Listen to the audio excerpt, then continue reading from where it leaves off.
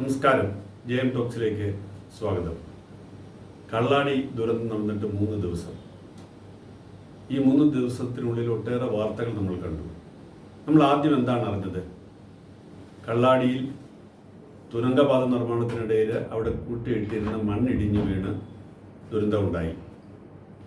മണ്ണും മഴ വെള്ളവും കൂടി ഒലിച്ച് ഇറങ്ങിയതാണ് പ്രശ്നം ഉണ്ടാക്കിയതെന്ന് പറഞ്ഞു. പിന്നെ കഴിഞ്ഞ ദിവസം കിഫ്ബിയുടെ ഡയറക്ടർ വന്നിട്ട് പറയുന്നു മണ്ണിടിഞ്ഞല്ല ദുരന്തം ഉണ്ടായത്, ഈ തുരങ്കപാതയുടെ മുകളിൽ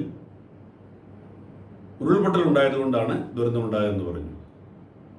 അതിനുശേഷം ഇപ്പോഴിതാ ഒരു പ്രമുഖ പത്രത്തിലെ ഒരു വാർത്ത, ഞാനത് വായിക്കുകയാണ്.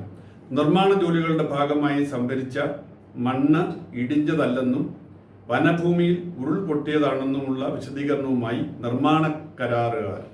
ഈ കരാർ ഏറ്റെടുത്ത ദിലീപ് ബിൽഡ് കോൺ ലിമിറ്റഡ് എന്ന കമ്പനിയും കൊങ്കൺ റെയിൽവേ അധികൃതരും നിർമ്മാണ ഭൂമിയിലല്ല ഉരുൾപൊട്ടിയത് എന്ന് പറയുന്നു. തുരങ്കപാത നിർമ്മാണത്തിന്റെ ഭാഗമായുള്ള സംരക്ഷണ ഭിത്തികൾ ഉള്ളതിനാലാണ് മണ്ണിടിച്ചിലിന്റെ ആഘാതം കുറഞ്ഞത് എന്നും അവർ പറയുന്നു. പ്രവൃത്തിയുടെ ഭാഗമായി സംഭരിച്ച മണ്ണ് ടാർപോളിൻ കൊണ്ട് മൂടി സുരക്ഷിതമാക്കിയതാണ്. കമ്പനി ജനറൽ മാനേജർ സെബാസ്റ്റ്യനും കൊങ്കൺ റെയിൽവേ പ്രതിനിധിയും ഇക്കാര്യം ഇങ്ങനെ വ്യക്തമാക്കുന്നു.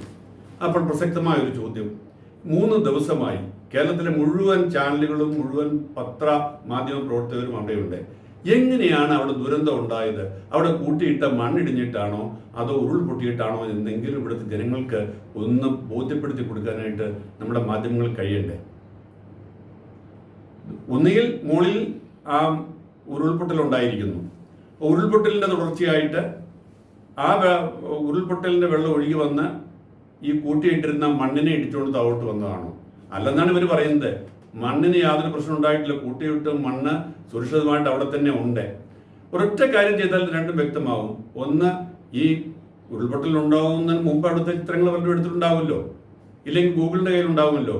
അവിടെ മൺകൂനകൾ ഉണ്ടായിരുന്നതിന്റെ ഒരു ചിത്രവും ഈ ഉരുൾപൊട്ടൽ ഉണ്ടായതിനു ശേഷം അല്ലെങ്കിൽ ഈ ഇടിച്ചിലുണ്ടായതിനു ശേഷമുള്ള ഒരു ചിത്രവും ജക്സ്റ്റാപോസ് ചെയ്ത് വെച്ച് കഴിഞ്ഞാൽ മനസ്സിലാക്കാൻ പറ്റും ഉരുൾപൊട്ടലുണ്ടായി, ആ മൺകൂന താഴോട്ട് വീണോ എന്ന്. അതുപോലും ആളുകൾക്ക് ബോധ്യപ്പെടുത്താൻ കഴിയാതെ നമ്മൾ എന്താണ് വിശദീകരിക്കുന്നത്? ഇനിയിപ്പം ഈ ചെറിയ കാര്യം പോലും കണ്ടെത്താൻ വേണ്ടി അവിടെ ഒരു അന്വേഷണ കമ്മീഷൻ അന്വേഷണം നടത്തിയിട്ട് 1 വർഷം കഴിഞ്ഞാണ് റിപ്പോർട്ട് കൊടുക്കേണ്ടത്. അതുകൊണ്ട് ഏറ്റവും കുറഞ്ഞത് എങ്ങനെ ദുരന്തം ഉണ്ടായി, അതായത് നമ്പർ 1, ഇത് തുരങ്കപാതയ്ക്ക് മുകളിലുണ്ടായ ഉരുൾപൊട്ടലിനെ തുടർന്നാണോ ദുരന്തം ഉണ്ടായത്? 2, അതുമായിട്ട് യാതൊരു ബന്ധവുമില്ല, ഇത് തുരങ്കത്തിൽ നിന്ന് എടുത്ത മണ്ണ് കൂട്ടിയിട്ടത് മഴ പെയ്ത് വെള്ളം താഴേക്ക് ഇറങ്ങി ആ മണ്ണിടിഞ്ഞു വീണാണ് ദുരന്തം ഉണ്ടായത്.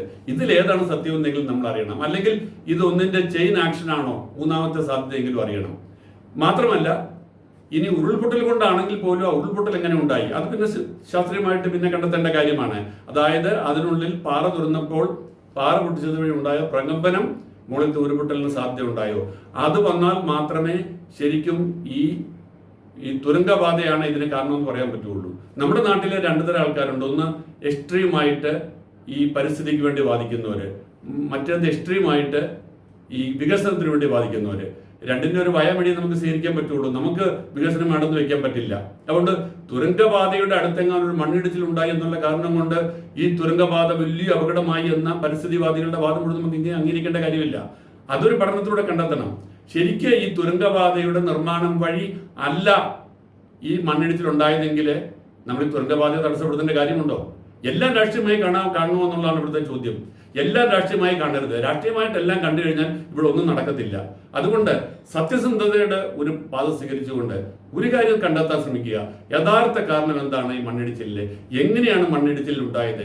ഇതെങ്കിലും നമ്മുടെ നാട്ടിലെ ആൾക്കാർക്ക് ബോധ്യപ്പെടുത്താൻ കഴിയുന്നില്ലെങ്കിൽ മാധ്യമങ്ങളുണ്ടായിട്ട് എന്ത് കാര്യം, പരിശോധന ഉണ്ടായിട്ട് എന്ത് കാര്യം, ഈ ചാനൽ വിഷ്വൽ റിപ്പോർട്ടിംഗ് ഉണ്ടായിട്ട് എന്താ കാര്യം? ഇത്ര മാത്രമേ എനിക്ക് ചോദിക്കാനുള്ളൂ.